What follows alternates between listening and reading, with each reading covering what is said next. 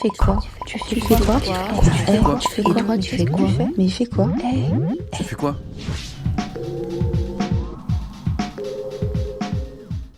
Salut à tous, bienvenue dans cette nouvelle interview. Si vous avez faim, je vous conseille déjà de retirer la vidéo parce qu'on va recevoir Jonathan et Johanna, le fameux couple créolement bon qu'on voit partout en ce moment sur les réseaux. Et malheureusement, j'ai déjà faim.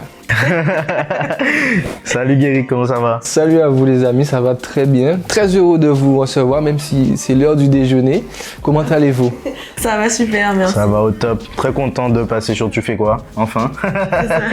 Et c'est votre première interview, donc au moins on aura la chance, là tout le monde l'a vu. Vous serez passé d'abord chez TFK. Alors, Exactement. comment commence l'aventure Créolement Beau? Alors. C'est une très belle histoire. Très belle histoire. Alors, monsieur, ici présent, Jonathan, tout simplement est passionné de cuisine depuis sa plus jeune enfance. Grâce à sa mamie lui a transmis cet amour de la cuisine. Mamie qu'on voit Dans les vidéos, c'est ça, Exactement. exactement. C'est ça. Et du coup, on avait l'habitude d'aller tester des restaurants. On aimait bien le restaurant, manger des cuisines du monde, etc. Et Jonathan avait cette petite manie de mettre des avis. Mais pas que négatifs, hein. Il mettait des avis positifs aussi. Parce que souvent, les avis, on connaît, c'est souvent négatif. Exactement. Et non, il lui mettait vraiment des avis sur Google, etc. Et du coup, donc, ça c'était... Donc, on était à Lyon. Donc, on est parti à Lyon pour faire nos études il y a 3 ans de cela, 3 ans et demi à peu près. Et du coup, on a continué de tester des restos, etc. Et puis un soir, il s'apprête à mettre son petit avis Google des restaurants qu'on a testés dans la semaine. Ouais, donc j'étais content, tu vois, je vais mettre mon petit truc, je dis à Johanna, hey, alors je vais mettre ça là sur internet, tout ça, le petit avis, tout ça, on a oublié de mettre ça. Exactement. Et puis Je lui dis, mais c'est cool de mettre des avis Google, mais enfin, on partage rien avec les gens, on peut pas vraiment leur expliquer l'expérience qu'on a vécue dans le resto, comment c'était, ou même partager les plats. Donc à ce moment-là, en fait, vous n'êtes pas réseau du tout. Hein. Il n'y a rien sur Instagram. Alors, moi j'ai mon Instagram, mais perso. Enfin, ouais, on n'est pas sur les réseaux en tant que tout cas que Créolement Bon ou autre chose. C'est vraiment personnel. C'est que la petite passion de Jonathan d'aller. C'est ça, oui, vraiment par passion. Bah oui, juste pour ça. déjà les réseaux, c'est pas mon truc, j'en ai même pas à la base. Donc les réseaux, j'avais juste fait un Facebook, c'était pour l'université à l'époque. Donc j'ai pas de réseaux sociaux. Donc c'est pour te dire vraiment ça, c'est pas mon truc. Voilà. Du coup, je lui dis, mais allons faire vraiment quelque chose où on partage vraiment quelque chose avec les gens. Et du fait aussi de mes études de communication, forcément, je me suis dit, bon, allez, allons faire une page, allons faire quelque chose, on vraiment partage. Donc au début, ça commence par un compte Instagram et un blog. Un blog où on écrit des articles, etc. Parce qu'il aime trop ça en fait. Exactement. Donc le blog où on met des photos du lieu, de l'ambiance, des plats, etc. Et on écrit et on met aussi sur Instagram et on commence à faire déjà les show cooking qui à l'époque n'étaient pas vraiment faits. Donc c'était un peu comme on fait maintenant, c'est-à-dire on cuisine des plats en fait et on mettait sous forme de vidéo sur Instagram déjà. Voilà, à l'époque on filmait déjà des restaurateurs, hein. On avait commencé ce petit concept, c'est-à-dire que c'était un truc que je voyais aux États-Unis à l'époque, un gars qui s'appelle Devo Power, je crois, un gars comme ça, que j'aimais beaucoup regarder ses vidéos, je voyais 2-3 petits trucs, mais surtout en Amérique, il n'y avait pas ça vraiment, Instagram c'était même pas vraiment développé pour les vidéos à la base, c'était vraiment des photos et quand j'ai vu ça, j'ai dit à Johanna, bah tiens vas-y, on va essayer de faire un truc et puis on va montrer le savoir-faire des restaurateurs, enfin des vidéos comme ça, un peu food porn, mais en France, tu vois. Voilà, donc au départ, on débute comme ça. Voilà. Et on s'appelle JNG's View. Ouais. JNJ, ok. Voilà, JNJ, donc Johanna et Jonathan, et JNG's View pour genre le point de vue de Jonathan et Johanna. Ok, du coup ça m'amène à la question suivante. Où le moment de la décision de Créolement Bon, où vous avez sollicité en plus votre communauté. C'est ça. Mais qu'est-ce qu'on fait? Vous préférez ça? On a même sauté une étape, c'est le moment aussi où on fait le YouTube. En fait, et à ce moment-là, on s'est dit, vas-y, on faisait déjà le contenu sur Instagram. Comme disait Johanna, on voulait même pas se montrer.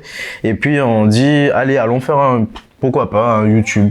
tu vois. Donc on se dit, vas-y, on va se lancer là-dessus. C'est-à-dire que je regardais déjà des youtubeurs à l'époque qui allaient visiter des restos, notamment Florian Air, que j'adore ce mec, tu vois, et c'était vraiment une grande inspiration. Déjà, à la base, faut savoir que moi, je suis un consommateur d'émissions culinaires à fond. Je peux passer ma vie à regarder ça. Depuis que je suis petit, hein, faut savoir. Pendant que je regardais des dessins animés, moi, je regardais Jamie Oliver, Gordon Ramsay déjà à l'époque, tu vois. Ah ouais. Donc, je dis à Johanna, bah écoute, allons essayer, pourquoi pas, allons essayer de faire YouTube. Surtout qu'on s'est rendu compte que le blog, bon, c'est sympa, mais plus personne lit. Enfin, déjà, il y a 3 ans, 4 ans, personne va sur des blogs tellement.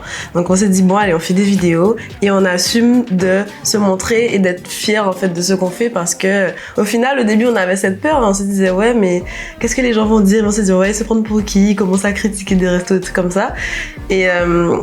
Et du coup, on s'est dit non, mais en fait, ce qu'on fait, c'est bien. On donne juste notre avis personnel. Tout le monde peut avoir son avis et on montre l'expérience qu'on a dans le resto. Et ben, on assume. Et au final, on a vu même que notre entourage nous félicitait au final. Donc, ça nous a aussi poussé à nous dire, bah allez, on monte nos têtes et on fait un truc vraiment jusqu'au bout. C'est ça. Voilà, en fait, on a arrêté dès le moment où on a fait le YouTube parce que voilà, comme on disait, les gens ils lisent plus. Hein. Maintenant, ils veulent voir des choses. Ils ont besoin de voir du concret. C'est bien, t'écris 2-3 trucs, mais t'as besoin de voir vraiment qu'est-ce qu'il y aura, qu'est-ce que je vais manger, je vais payer tel prix, qu'est-ce que ça va être. Donc là, on se dit, vas-y, on va montrer, comme disait Johanna, et puis on rentre dedans. Bon, le temps passe et là justement vient le moment où le Covid arrive. Et donc, qui dit Covid, dit fermeture des restaurants. Ah, alors là... fermeture de la chaîne. Remise en question. On s'est dit, bon, qu'est-ce qu'on va faire, voilà. Faut savoir qu'à ce moment-là, on n'a pas d'abonnés beaucoup, hein, genre vraiment, enfin, c'est vraiment petit, genre, je sais pas. 2000, je crois, même pas. Donc 2000 sur Insta, Covid. Ouais. Là, vous êtes sur le point de peut-être rentrer. Alors, encore en études. Encore en études. On avait encore 2 ans à faire là-bas. Donc, on s'est dit, bon, qu'est-ce qu'on fait? Les restos ferment. On s'est dit, bon, Jonathan surtout aime faire à manger, on aime bien manger antillais aussi. On s'est dit, je pense qu'il y a d'autres étudiants comme nous, dans ce cas-là, en fait, qui sont loin de chez eux et qui ont envie de savoir cuisiner des bons petits plats de chez nous, mais en mode, on va dire, facile, accessible à tous. Voilà, c'est ça. En fait, tu as besoin de retrouver un petit peu ta culture quand tu es là-bas. Donc, que ce soit de manger avec tes potes ou quelque chose comme ça et de faire un petit truc qui te rappelle, en fait, quand tu es en Guadeloupe ou en Martinique, enfin, quand tu es aux Antilles, quoi. C'est ça. Donc, on se dit, bon, on va essayer de faire un truc vraiment très simple pour que les Antillais puissent faire à manger chez eux, tu vois, avec les produits qu'ils peuvent trouver à côté de chez eux, tranquillement. Donc c'est vrai que tout début on commence à faire 2-3 petits trucs, forcément il y a plein de critiques, ah mais c'est pas ça, on fait pas ça comme ça, vous oubliez ça, des tels épices. Ouais, parce que voilà, par exemple, un cas concret sur le coupe-bouillon de poisson, il y a des gens qui te disent on met de la tomate, il y en a d'autres qui te disent on met pas de tomate. Ouais, exactement. Ou bien le colombo, faut mettre des carottes, alors que bon, on va on va pas se lancer dans ce débat parce que sinon ma chaîne risque de sauter. Voilà. Donc du coup, c'est sûr que voilà, il y avait plein de trucs comme ça et c'est vrai que sur le moment, quand t'as des petites réflexions comme ça, ben sur le moment, au tout début, quand tu viens de commencer, tu te poses des questions parce que tu as des critiques. Tu vois, tu te dis, tu fais un truc, c'est peut-être mauvais, machin, est-ce que c'est vraiment bien, peut-être. Mais bon, tu vois, nous, on est assez positif dans la vie déjà, généralement. Donc, en fait, on se dit, bon, ben c'est pas grave, on va s'améliorer. Si jamais, voilà, il dit ça, on va s'améliorer. Donc, on continue à s'améliorer et on voit, en fait, qu'il y a quand même un engouement un peu plus, voilà, autour des recettes. Donc, antillaises. Donc, quelque chose au final qu'on se rend compte qui nous colle vraiment plus vu qu'on est antillais. C'est là qu'on commence à se dire ah ben peut-être que ça nous plaît effectivement plus de valoriser ces choses-là. Sachant qu'à la base, Johanna et moi, il faut savoir, c'est qu'on est vraiment amoureux des Antilles. Hein. Franchement, au sens large, un peu plus de la Guadeloupe parce qu'on est né ici, mais voilà, après, on adore les Antilles, tout ça, la culture, c'est vraiment notre truc. Quand on est parti en France, il faut savoir qu'on était déjà décidé sur le fait qu'on revenait après les études. Donc, on se dit, bon, ben, au final, on sait que ça colle, on voit qu'on aime bien les trucs antillais, on va faire ça. Tu sais, il y a un truc qui se passe, c'est-à-dire qu'en fait, on vient pendant les grandes vacances. Voilà, on vient pendant les grandes vacances en Guadeloupe. De 2021, du coup. Voilà, c'est ça. Et là, on dit, on va tourner quelques vidéos, tu vois, en Guadeloupe. Donc, on va tourner quelques vidéos, on fait ça. Pareil, on voit que ça plaît bien, tu vois. Mais, tu vois, quand il y a des gens qui partagent 2-3 trucs parfois, ils nous identifient, je dis mais Je me dis, c'est vrai que quand tu regardes bien sur Instagram, la personne, elle va regarder ça, elle va se dire, c'est quoi ça? Elle sait pas, tu vois, c'est difficile à prononcer déjà. Il y a des potes, ils voulaient même pas nous le dire, mais tu vois, parfois quand ils cherchaient même le nom, ils trouvaient pas parce que c'était compliqué, tu vois. Et je dis, et tu sais, il y avait un questionnement. Là vient le moment du changement du nom. Voilà, c'est ça. Tu es là, tu te dis, si jamais je change, mais les abonnés qui sont déjà là, et Ils vont tu pas vois, parler, ils vont plus nous trouver. Voilà, c'est comment ça. on fait tout ça? Mais en fait, pas du tout. C'est le jour où je vois un youtubeur qui doit avoir des millions d'abonnés. Du jour au lendemain, il dit, ouais, je vais changer le nom de ma chaîne.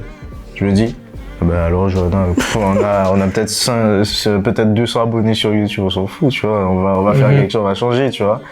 Et donc, on a changé sur YouTube, sur Instagram, tout. Et on dit, moi, j'aime bien les jeux de mots déjà à la base. Tu vois, je suis un mec, j'aime bien l'humour, tout ça. Moi, je sors créolement bon, antillaisement bon. Et je sais plus, Caraïbes, quelque chose. Ouais, Enfin, Caraïbes, toujours je sais plus. qui rappelle quand même les Antilles, le bassin caribéen. Voilà. Et on a fait du coup un sondage sur Instagram et on a demandé du coup aux gens qu'est-ce que vous en pensez, lequel vous préférez.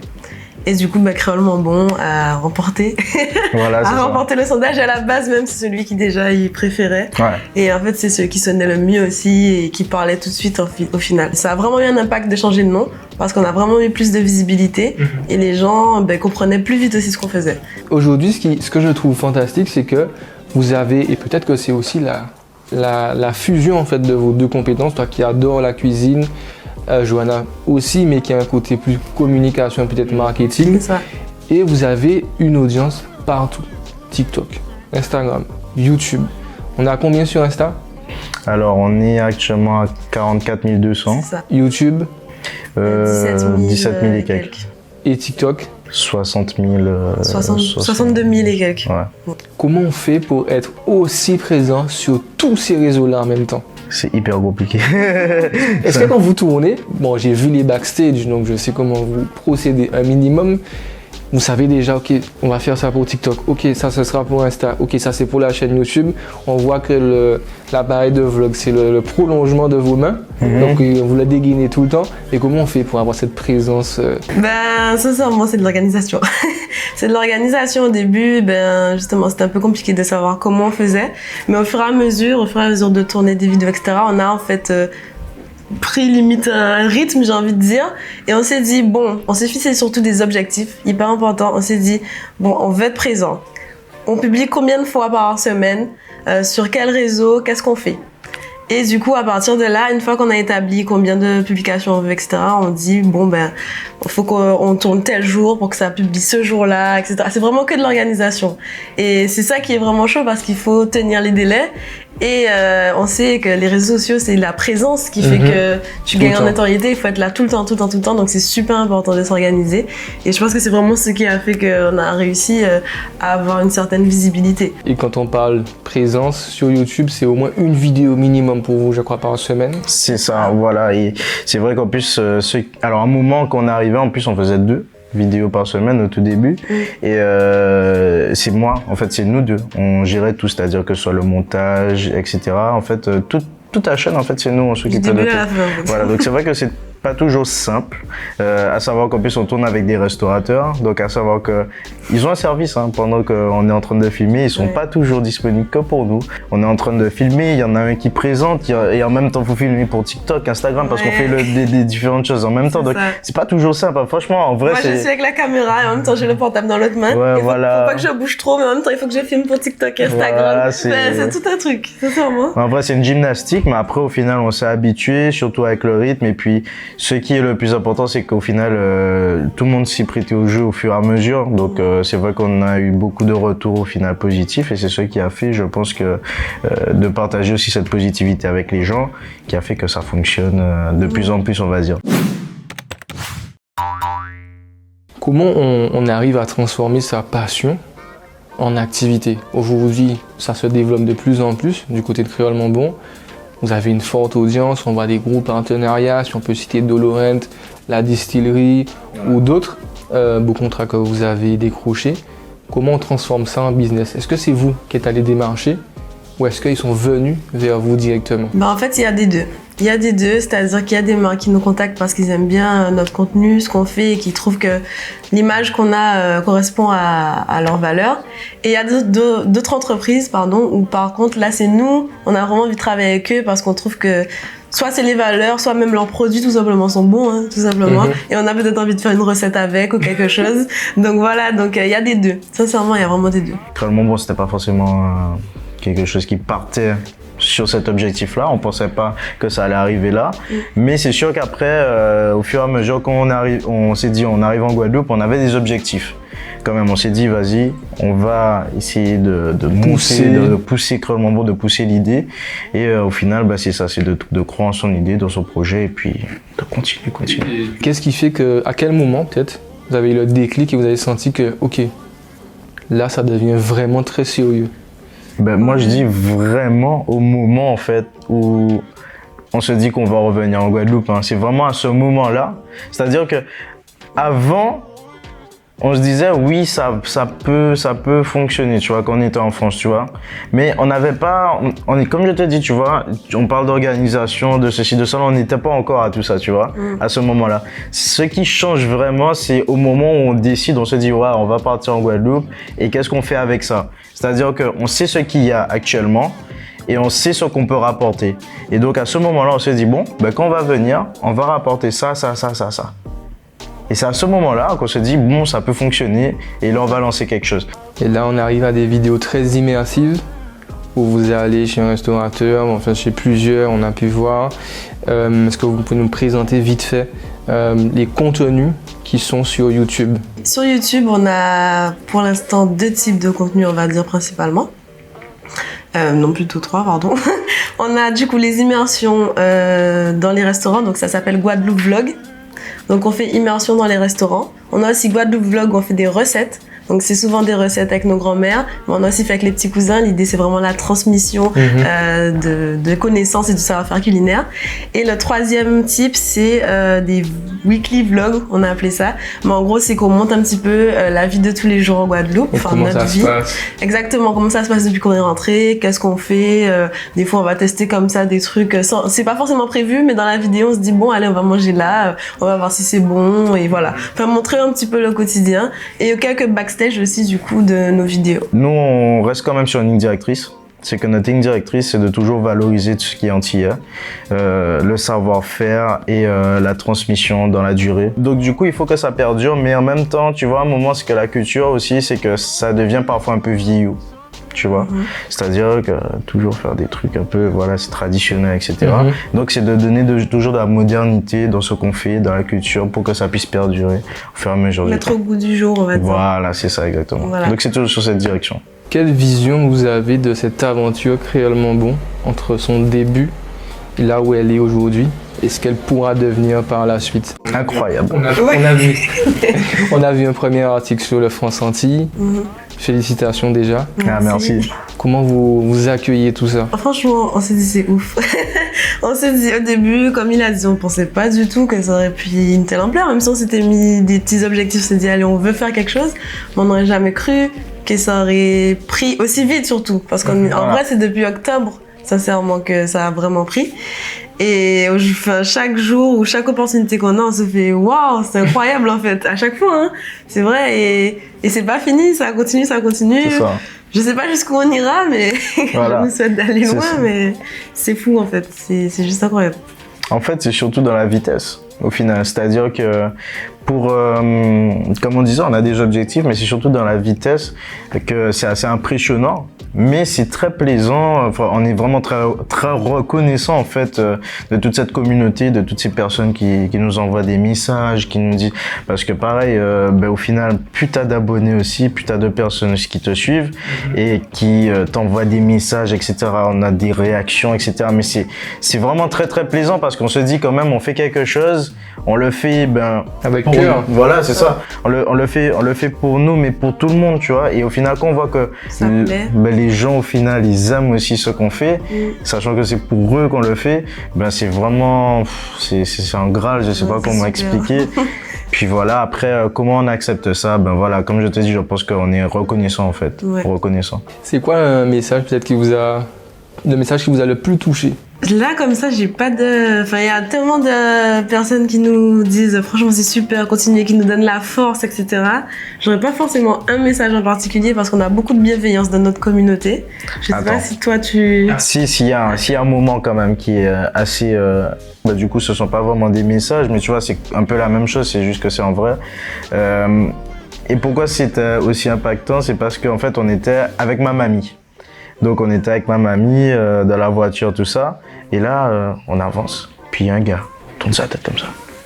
Tu vois, on regarde. Et ma mamie comprend pas, tu vois. Elle se dit, est-ce que peut-être c'est un place de parking, tu vois, tout ça, etc. Donc elle fait avant, elle fait arrière. Bon, le gars est dedans, tu vois. Elle se fait machin. Elle se dit, excusez-moi, mais c'est vous, hein, les gens, comment, bon, machin, tout ça, etc.